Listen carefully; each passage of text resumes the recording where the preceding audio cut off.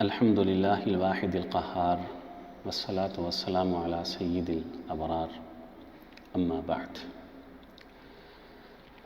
صبر کا ایک موقع ایسا ہے کہ جو موقع اللہ تعالیٰ کو بڑا ہی پسند ہے، اور اللہ تعالیٰ کے ہاں صبر کا وہ موقع بڑا ہی محبوب ہے۔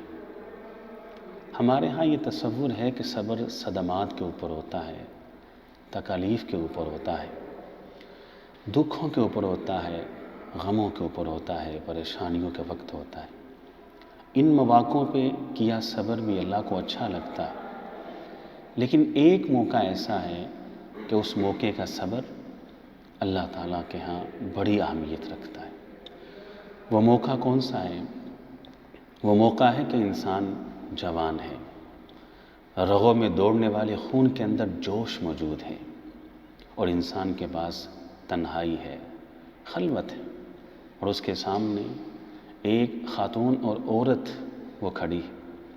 اس عورت کے پاس حسن بھی ہے، جمال بھی ہے، جوانی بھی ہے، اور وہ اس نوجوان کو دعوت گناہ دیتی ہے، دعوت بدکاری دیتی ہے۔ کہ اس موقع کے اوپر جو اپنی خواہشات کو دبا دیتا ہے، جو اپنی تمناؤں کو دبا دیتا ہے، اور اس موقع کے اوپر جو نوجوان اپنے دل کے اندر رب کے ڈر کو پیدا کر لیتا ہے، اس موقع پر یہ کیا صبر اللہ کو اتنا پسند ہے، اتنا پسند ہے، اتنا پسند ہے کہ زبان نبوت سے یہ الفاظ اور کلمات نکلے ہیں کہ ایسے موقع کے اوپر اپنے آپ کو گناہوں سے بچانے والا یہ نوجوان، اپنے آپ کو بدکاری سے بچانے والا یہ نوجوان قیامت کے دن آئے گا تو اللہ تعالیٰ اس نوجوان کو اپنی عرش کا ٹھنڈا سایہ عطا فرمائیں گے۔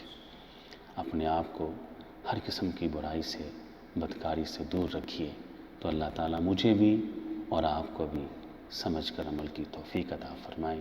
وآخر دعوانا ان الحمد للہ رب العالمین۔